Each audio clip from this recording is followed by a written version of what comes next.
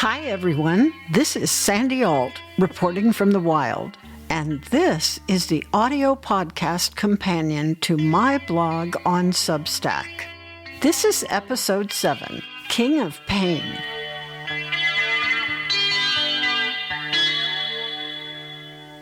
Great knots of pain are tied between us.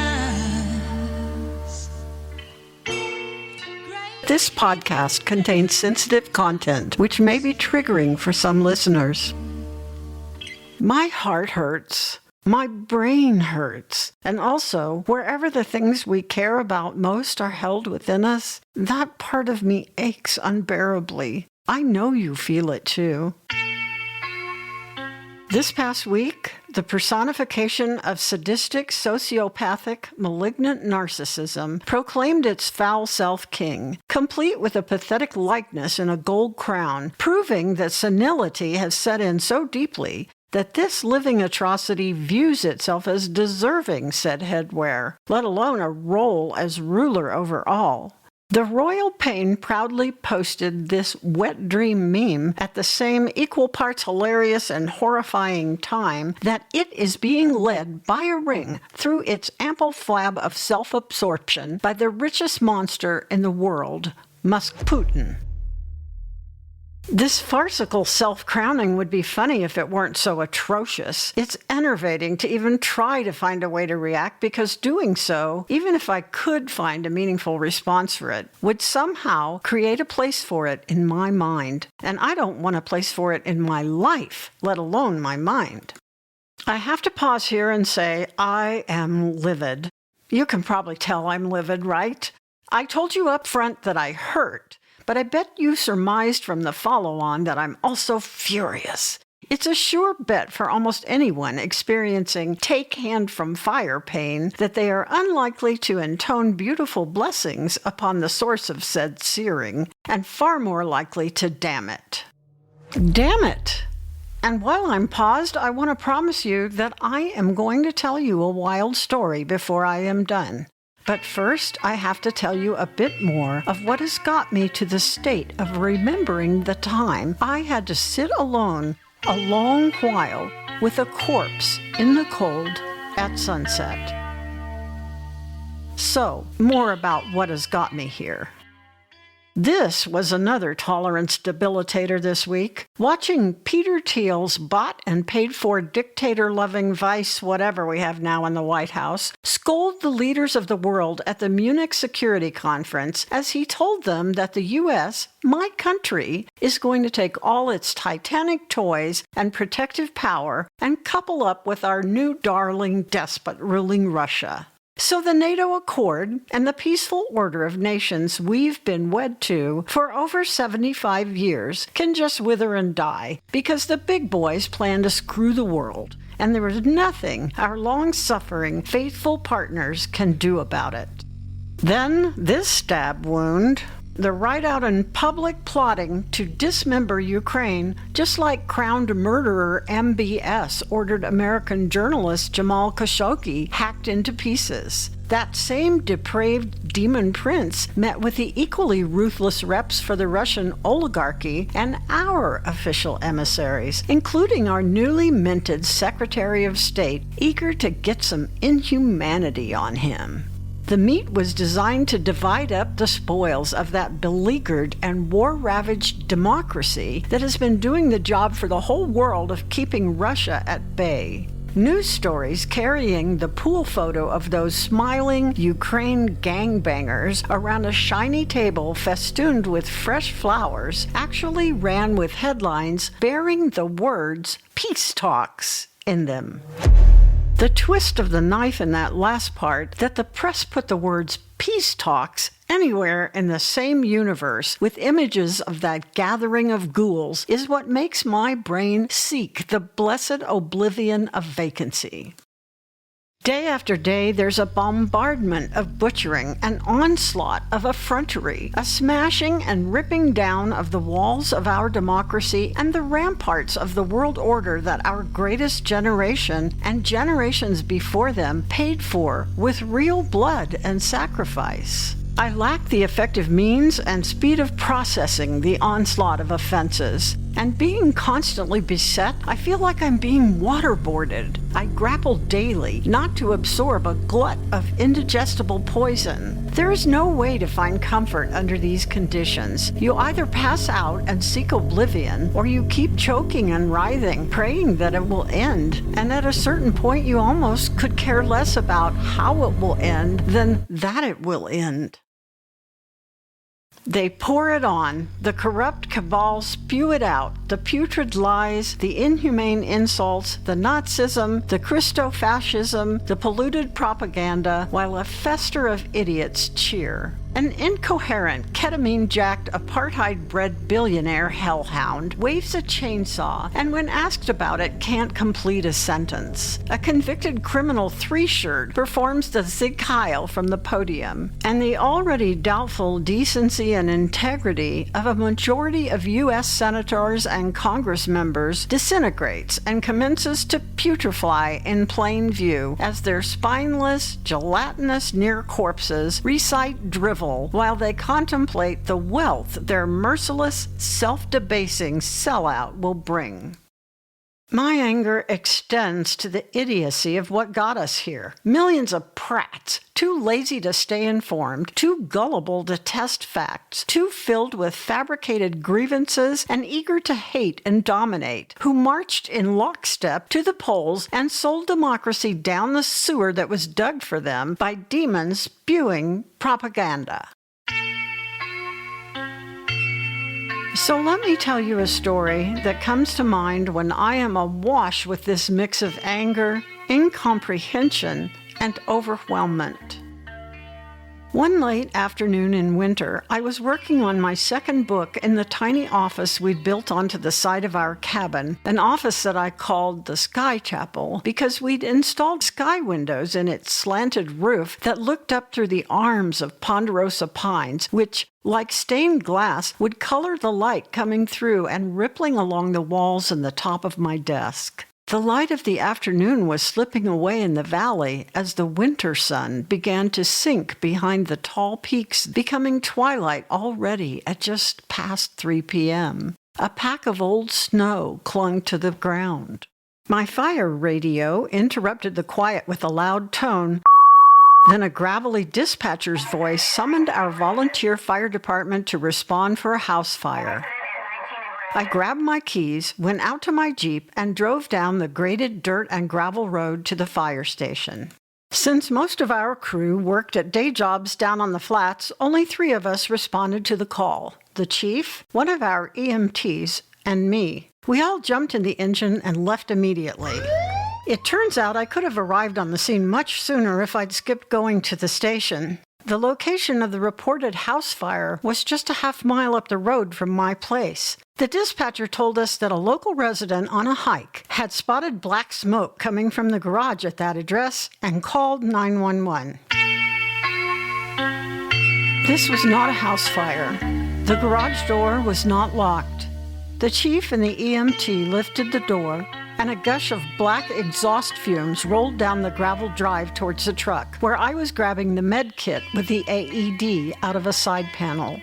The guys pulled a man from the driver's seat and out of the garage, while I ran in to turn off the engine of the car. We were too late. The victim was already cold. His limbs had begun to stiffen. The blood he had vomited had dried on the sweatshirt and pants he wore. And although we performed all the necessary attempts to resuscitate, we called the time of death soon after we arrived. Great knots of pain are tied between us. The last light of day had left the valley now, and a blue twilight had set in. The only tracks in the snow covering the driveway were those of our engine. I used my radio to ask dispatch to alert the coroner to come to the scene. My request had not yet been acknowledged when we received another tone on the radio. A rescue, car versus cliff wall, at a place on the highway we referred to by mile marker on the radio, but privately among ourselves as Dead Man's Curve. There is a legal requirement for first responders to maintain a chain of custody of a corpse. One of us had to stay with the body to wait for the coroner or a sheriff's deputy to assume the chain. The chief asked me if I would be okay waiting there alone with the recently deceased. This was not my first rodeo with a victim who had died. I told him I would be fine. Unfortunately, that day turned out to be a very busy day for the coroner, the sheriff's department, and first responders in that part of the Rockies. Icy roads contributed to multiple accidents across 2 counties, and several of them had been deadly. The radio periodically sputtered to life with calls going out to various agencies, then fell quiet as each team moved their radio traffic to separate channels. I spent a long time in the deepening darkness and cold with the remains of a man who had decided that it was all too much for him to bear and had chosen a way out.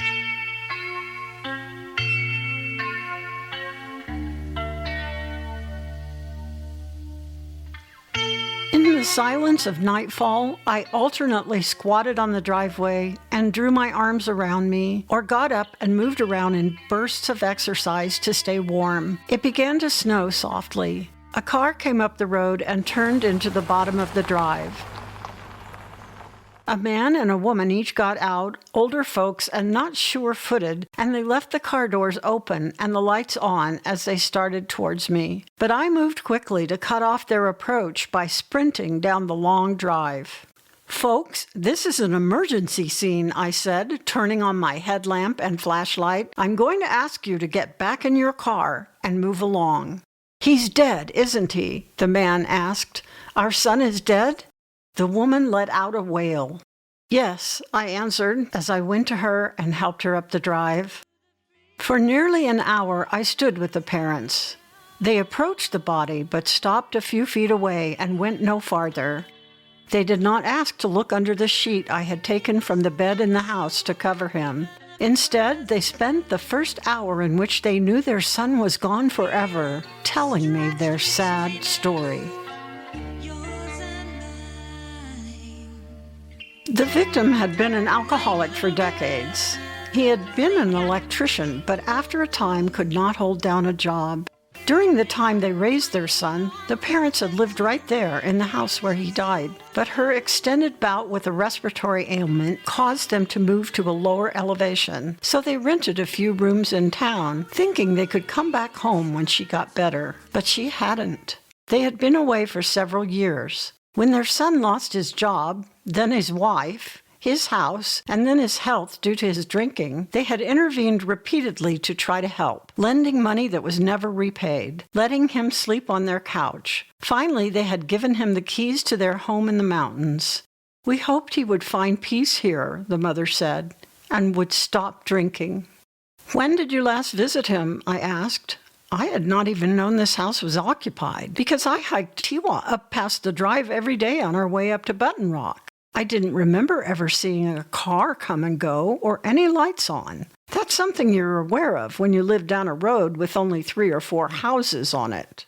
"We didn't," the father said. "We just gave him the keys a few weeks ago. We couldn't reason with him, and we couldn't bear to see him like that. He had ulcers on his esophagus, and they kept bleeding and nearly suffocating him. He went to the emergency room dozens of times. The doctors told him he would die if he didn't stop drinking. Today I just had a terrible feeling," the mother said, sobbing. "I couldn't shake it. We had a lot of problems when he was growing up."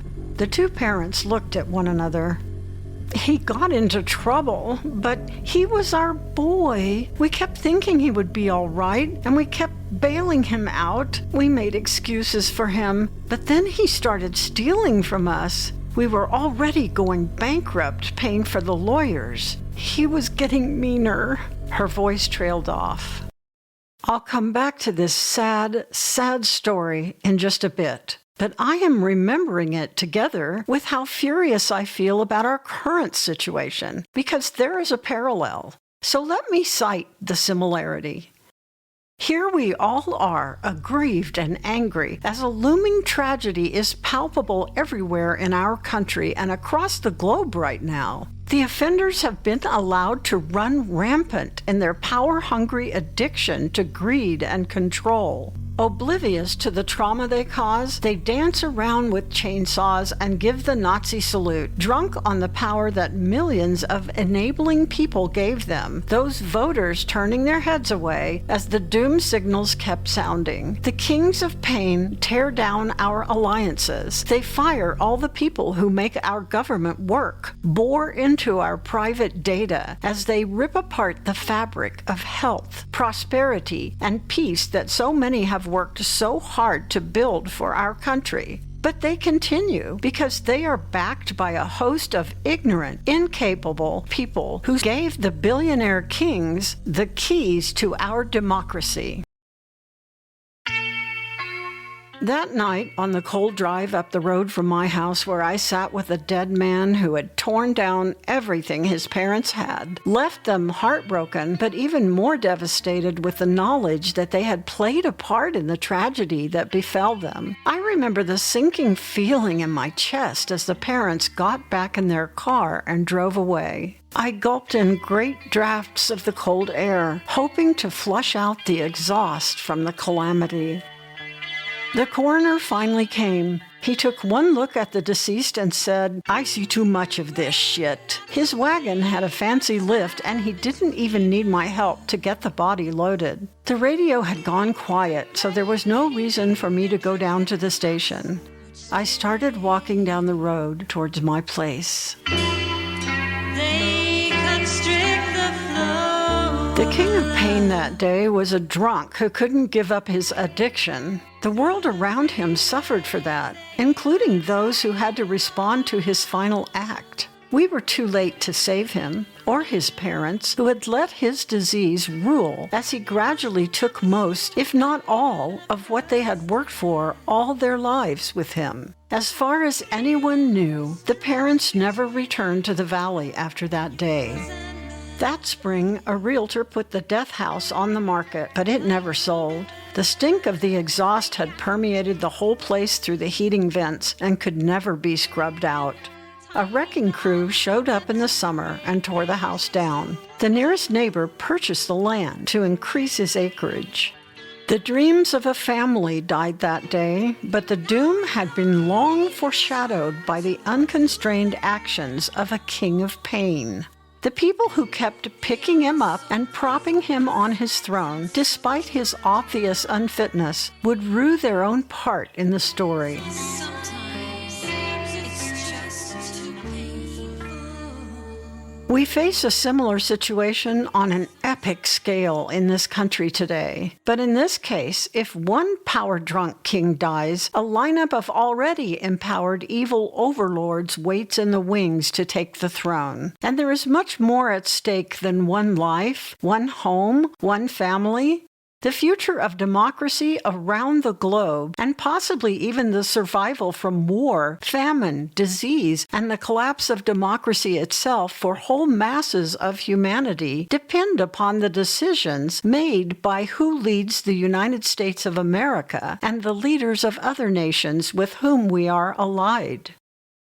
What generations before us have given immeasurably for us to have, the peace, the prosperity, the goodwill among nations, this is all being ripped away by billionaire kings of pain. And we may never be able to have it again. Too many turned their heads and looked elsewhere as the smoke of a million lies mounted to taint our atmosphere with poison. Too many let the cons prevail, and the worst among us in the American family pulled the levers in the voting booths, driven by their own lack of integrity. They gave the kings of pain the keys to the only home we have. I don't want to watch the United States of America immolate at the hands of the King of Pain.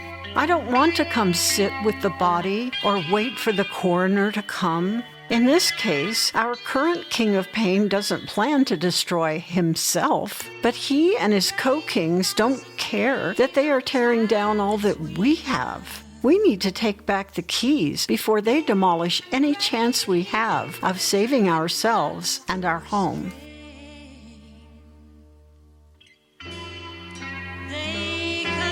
And who will come weeping if we don't turn this around? Not just the spirits of our parents. but the living children and grandchildren we must face for our failure to intervene.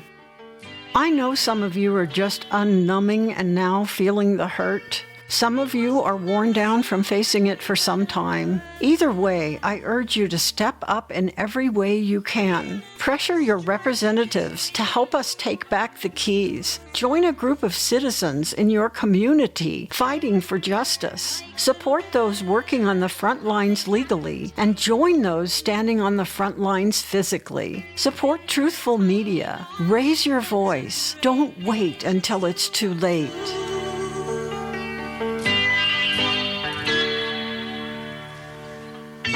This has been Sandy Alt reporting from the wild. You can read and subscribe to the companion blog to this podcast on Substack. I enjoy including my own original music on these podcasts, and I hope you like that too. And if you want more stories from the wild, look for my Wild Mystery series in book, audiobook, and ebook. You can start with any book in the series and go wild. Please share this podcast with your friends, and I'd love for you to leave me a comment. Take care.